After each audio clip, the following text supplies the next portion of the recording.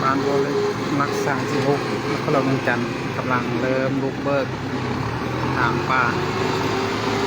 จัดแนวทางเริ่มยังเป็นทางการแล้วใครสนใจเข้ามาแวะเบิ่งแวะชมจับจองเป็นเจ้าของได้แล้วเด้อ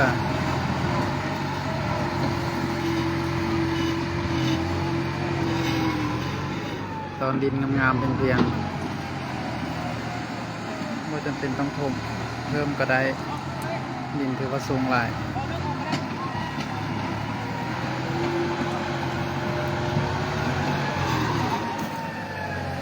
ห่างจากทางเลข13ไตเพียงแต่800 เมตรเท่านั้น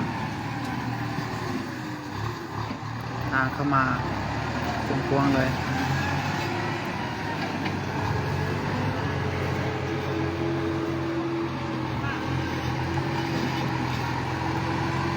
วันนี้อนามัยป่าคาดว่าเมื่ออื่นอาจจะได้ตัดแล้วทาง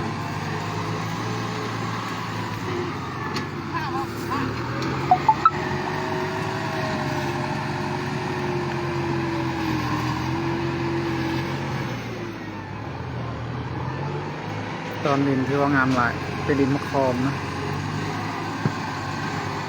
เพียงงามๆสูงๆเลยดินมะขอม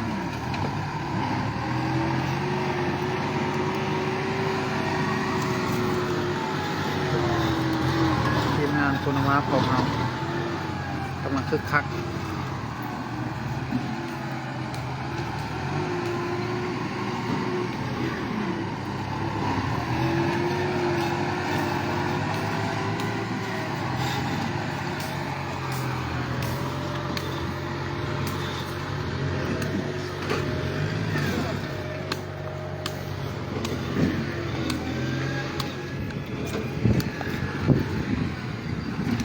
ตัวนี้จะเป็นตู้ไม้พักเสาของทีมงานพวกเรา